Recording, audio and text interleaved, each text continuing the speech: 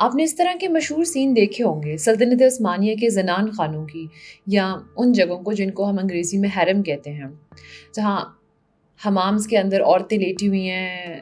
آدمی جو ہیں وہ ان کے مزے لے رہے ہیں، پتہ نہیں کیا کیا ہو رہا ہے، اور ایک عجیب سی ہی تصویر بن کے سامنے آتی ہے۔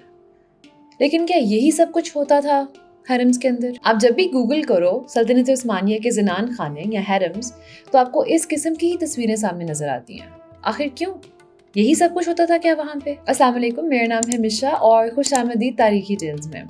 اگر آپ اس ویڈیو کو انگریزی میں دیکھنا چاہتے ہیں تو میرا ایک اور چینل ہے تاریخی ٹیلز کے نام سے، اور وہاں پہ آپ کو سیم ویڈیو انگریزی زبان میں ملے گی۔ اگر آپ جاننا چاہتے ہیں مجھے میری ساری معلومات کہاں سے ملی تو میری ساری سورسز آپ کو ڈسکرپشن باکس میں ملیں گی۔ اس کے علاوہ اگر آپ ہمارے چینل کی مدد کرنا چاہتے ہیں، ہم چاہتے ہیں کہ ہم بڑھیں، تو آپ ہمارے مختلف طریقوں سے مدد کر سکتے ہیں، جیسے کہ آپ پیٹرین پہ جا کے ہمارے پیڈ ممبر بن سکتے ہیں۔ اب ہم نے پیٹرین کے اندر اپنی پرکس زیادہ کی ہیں، جس کے اندر آپ کو بیہائنڈ دا سینس فوٹیج اور جو بلوپرز جو شوٹ کرتے ہوئے غلطیاں وغیرہ ہوتی ہیں اس طرح کی چیزیں بھی ملیں گی، اور آپ ساتھ ہی ساتھ اس یوٹیوب چینل کے ممبر بن سکتے ہیں، یا اگر آپ پاکستان میں رہتے ہیں تو آپ اسکرین میں دیے گئے ہوئے نمبر کے اوپر بھی ہمیں ہیلپ کر سکتے ہیں۔ اس کے علاوہ آپ لائک، شیئر، سبسکرائب، کامنٹ یہ سب ضرور کیجیے گا، اس سے بھی ہماری بہت مدد ہوتی ہے۔ شکریہ۔ اگر میں آپ کو بتاؤں کہ یہ اور یہ پینٹنگ، یہ سب کچھ کسی کا خیالی پلاؤ ہے، یہ کچھ بھی اصل نہیں ہے، تو یہ جو ایک زنان خانوں کی اور جو ایک حمامس کی جو ایک تصویر کشی بن گئی ہمارے دماغوں میں کہ جی یہاں پہ نہ جانے کیا کیا کچھ ہوتا تھا، اور شاید ایسٹ کے اندر تھوڑا سا کم ہے یہ خیال، لیکن اگر آپ یورپ اور ویسٹ کو دیکھیں تو وہاں پہ اگر آپ ان سے پوچھیں کہ حرم کے اندر یا دیکھیں زنان خانوں میں کیا چلتا تھا، تو ان کے دماغ میں یہی فوٹوز آئیں گے اور وہ یہی سوچیں گے کہ اسی قسم کی حرکتیں چلتی تھیں زنان خانے کے اندر۔ حالانکہ حرم یا زنان خانہ صرف ایک عورتوں کے رہنے کی جگہ تھی، یہ کچھ گھروں میں بھی پائی جاتی تھی اور یہ محلات میں بھی پائی جاتی تھی۔ اب یہ محلوں کے اندر، قلعوں کے اندر، زنان خانے کے اندر سلطان کی بیویاں رہتی تھیں، ہاں کچھ لونڈیاں بھی رہتی تھیں، لیکن اس کے علاوہ سلطان کی ماں، سلطان کی پھوپھی، خالہ، سارے جو اس کی عورت رشتہ دار تھے، اس کے آگے بچے جو تھے، سارے چھوٹے بچے سارے وہیں ہوتے تھے، سارے کے ساری خواتین ملازم جو تھیں وہ ساری وہاں رہتی تھیں، ان کے جو ٹیوٹر ہوتے تھے، ان کے جو استاد ہوتے تھے، سب اسی جگہ پہ رہتے تھے، اور یہ ایک قسم کی ایک کمیونٹی تھی۔ تو آپ سوچ رہے ہوں گے کہ اگر ہاں ٹھیک ہے زنان خانہ اور اگر حرم ایک اس طرح کی چیز تھی تو کیسے کیوں ہے کہ جب بھی آپ گوگل کرتے ہیں تو آپ کے سامنے اس قسم کی پینٹنگ سامنے آ جاتی ہیں کہ جی یہ تھا حرم، یہ سب کچھ چل رہا تھا وہاں پہ۔ اب سین یہ ہے کہ یہ پینٹنگز جو آپ کو میں نے دکھائی ہیں، یہ بنائی ہیں کچھ یورپین پینٹرز نے، جیسے کہ یون آگسٹ، ڈومینک انگریز اور ڈیلاکور۔ یہ ساری پینٹنگز بنائی گئی ہیں تقریباً 1700 سے لے کے سن 1800 کے بیچ تک، اور یہ وہی دور تھا جب یورپینز کا، انگریزوں کا زیادہ آنا جانا شروع ہوا تھا ادھر ایسٹ میں، یہاں کے مختلف کورٹس میں سے مغلوں کے پاس، ترکوں کے پاس، افریقہ میں جو مختلف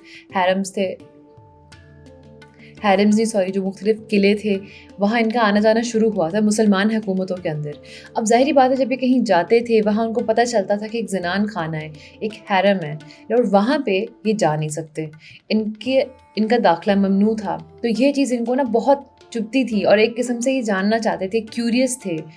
کہ ان کے اندر ایک قسم کا تجسس تھا کہ بھائی اس جگہ پہ کیا ہوتا ہے جہاں ہمیں نہیں جانے دیتے، سلطان جا سکتا ہے اور عورتیں ہوتے ہیں ہم نے سنا ہے، تو یہاں کیا ہوتا ہوگا۔ تو ان کی جو تھی نا خیالات اور امیجنیشن، وہ ایک قسم کے نا وائلڈ رن کر جاتے تھے، یہ لوگ بس جو دماغ میں آتا تھا نا سوچتے تھے یہی ہوتا ہوگا، بیکاز اصل میں تو جا نہیں سکتے تھے زنانہ کے اندر۔ جان آگسٹ ڈومینک کی جو پینٹنگز ہیں جیسے کہ لا گرینڈ اوڈیلسک یا دا ٹرکش باتھ، یہ ایک بہت اچھی مثال ہے کہ اس امیجنیشن کی اور اس کریٹیوٹی کی جو ان کے دماغ میں آیا انہوں نے بنا دیا، یہ سوچے بغیر کہ کیا یہ سچ ہے، کیا یہ جھوٹ ہے۔ اور ان پینٹنگز کے اندر جو سین وہ دکھا رہے ہیں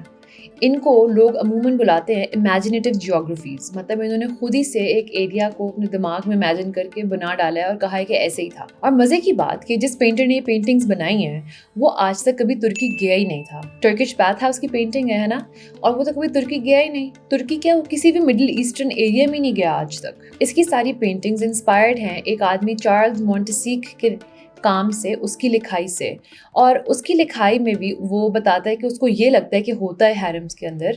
لیکن مسئلہ یہ ہے کہ کیونکہ وہ ایک آدمی تھا وہ کبھی گیا تو نہیں تھا زنان خانہ کے اندر، اس کو اصل میں نہیں پتا وہاں کیا ہوتا تھا۔ اور جو पेंटर था इसको एक्चुअली एक औरत का अकाउंट भी मिला, एक औरत की लिखाई भी मिली जिसके अंदर वो बताती है कि मैं वहाँ गई थी। उन औरत का नाम था लेडी मैरी वॉर्टल मॉन्टैग,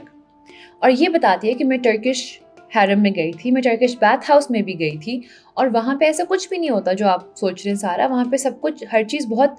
तरीक़ेकार से हो रही थी, हर कोई नॉर्मल था अपने कपड़ों में तरीके सलीके से। इस तरह की जो आपने वो बता रहे हैं चार्ल्स, वैसा कुछ भी नहीं था। लेकिन क्योंकि इस औरत की बातें, उसके जो वो जिसने ख़्याली पुलाव बनाया था इतने मज़े का कि हर चीज़ जो यूरोपियन सोसाइटी में भी उस वक़्त बुरी समझी जाती थी, वो उसने सोचा कि जी वहाँ तो होती है। तो वो उस औरत की कहानियाँ ना उसके दिमाग के ख़्याली पुलाव में फ़िट नहीं आई, तो उसने उसकी लिखाई को रद्द कर दिया और चार्ल्स की लिखाई की बेसिस पे उसने अपनी पेंटिंग्स बनाई। अब इन पेंटिंग से हुआ ये कि जैसे कि हमने देखा, आज भी हम गूगल करते हैं तो यही पेंटिंग्स हमारे सामने आती हैं, और हैरम का और ज़नान खानों का एक इमेज सा बन गया पूरी दुनिया में कि जी यहाँ पे तो इसी किस्म के काम होते हैं। और ये एक बहुत फैसिनेटिंग चीज़ थी पूरे वेस्ट के लिए कि भाई वहाँ पे तौबा तौबा क्या क्या हो रहा है हैरम्स के अंदर, जबकि असलियत इससे बहुत दूर थी। और ईस्ट में काफ़ी लोगों को इस चीज़ का आइडिया है, लेकिन वहाँ पे आज भी एक्चुअली इमेज बहुत ख़राब है कि पता नहीं जी क्या होता था। अगर हम बात करेंगे, ठीक है ऐसा नहीं था हैरम, ज़नान खाना ऐसा नहीं था, तो असल में कैसा था, उसमें जो औरतें थीं वो कैसी थीं? अब इसके बारे में हम एक ऐसी औरत से सुनते हैं जो कि खुद एक ज़नान खाने में रह के बड़ी हुई। उसका नाम है फ़ातिमा मेरेनिस, और उसने एक किताब लिखी जिसका नाम था शहरज़ाद गोज़ वेस्ट, और वो उस किताब में बताती है कि किस तरह वो एक ज़नान खाने में ही बड़ी हुई, और जो ज़िंदगी उसने गुजारी वो बहुत मुख्तलिफ थी उस ज़िंदगी से जैसे जब वो यूरोप गई और उसने वेस्टर्न लोगों के आइडिया सुना एक हैरम के बारे में, तो वो उन कॉन्सेप्ट्स को बहुत चैलेंज करती है। वो बताती है कि उनके दिमाग में एक सेक्सुअल फैंटेसी है हैरम, लेकिन यदि हमारे लिए ये एक ऐसी जगह है जहाँ पे औरतें ताकत, पॉलिटिक्स, पढ़ाई लिखाई, इन हर चीज़ों का इस्तेमाल कर सकती हैं, इन्फ्लुएंस अपना बना सकती हैं और ज़िंदगी में बहुत कुछ कर सकती हैं, बिजनेसेस चला सकती हैं, और ये सब कुछ वो बताती है मिसालों के साथ। एक मिसाल जो वो देती है वो थी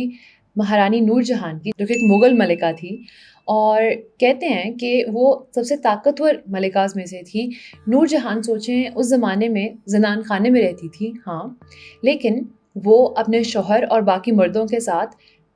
शेर का शिकार करने भी जाती थी, और कहते हैं कि वो एक्चुअली सबसे अच्छी शिकारी थी शायद उन सब में से। और ये नूरजहान का मियाँ जहांगीर खुद बताता है कि हम सब तो हाथियों के ऊपर बैठे शिकार करते थे, लेकिन नूरजहां हाथी के ऊपर एक होदा के अंदर जो खिड़की थी उससे शिकार करती थी, और फिर भी बहुत सारे आदमियों से बेहतर शिकारी थी। इसके अलावा वो महारानी जो थी वो इतनी ताकतवर थी, वो इतने बड़े बड़े बिजनेस चलाती थी, international business, east India company के साथ, पोर्चुगीज़ के साथ। वो इस हद तक ताकतवर थी कि अमूमन लोग कहते थे उस ज़माने में कि जहांगीर जो है वो अपनी बीवी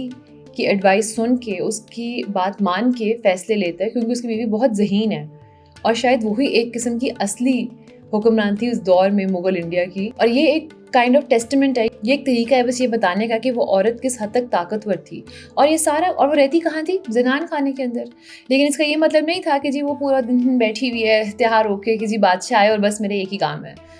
ऐसे थोड़ी था।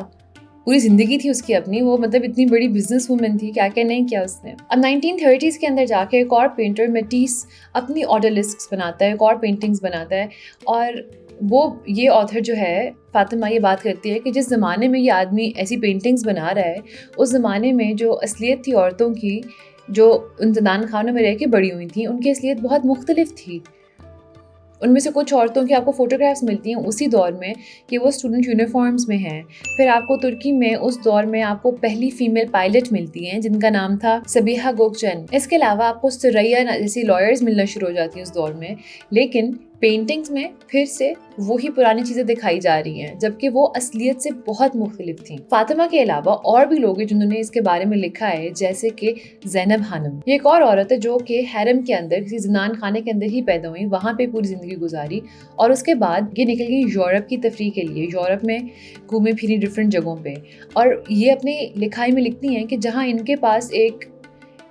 वक़ार था कि वो अपनी मर्ज़ी से सोच सकती थी कि मैंने यहाँ जाना है, ऐसे करना है। जिन औरतों से मिलती थी जाके यूरोप में, उनके पास ये ताकत नहीं थी। वो उस दौर में भी अपनी मर्ज़ी से मुख्तलिफ़ जगहों पे नहीं जा सकती थी। उनके ऊपर पाबंदियाँ थीं ज़्यादा, और वो भी अपनी किताब में इंग्रिस जैसे पेंटर्स के ऊपर तनकीद करती हैं और कहती हैं कि जिस किस्म की औरतें इसे अपने ख़्याल में बनाई हैं, खाली दिमाग वाली, बेयारो मददगार, बस हमेशा बैठी हुई हैं घर के अंदर सोफ़ों के ऊपर, अजीब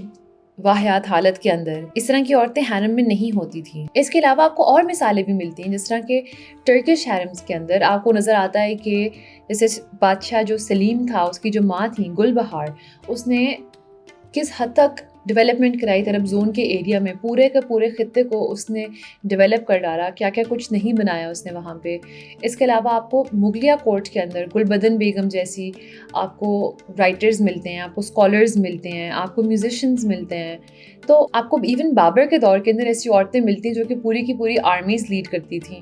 तो ये जो पूरा ख़यालात हैं, जो कि इन पेंटिंग्स की वजह से सबके दिमागों में बैठ गया है कि खुदा ना खास्ता हैरम के अंदर पता नहीं क्या-क्या कुछ होता रहता था।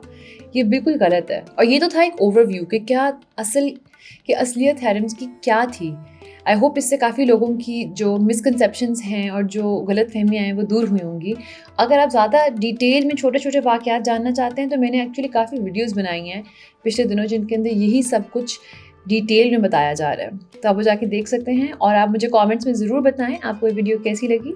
आपसे मुलाकात होगी अगली दफ़ा। खुदा हाफ़िज़।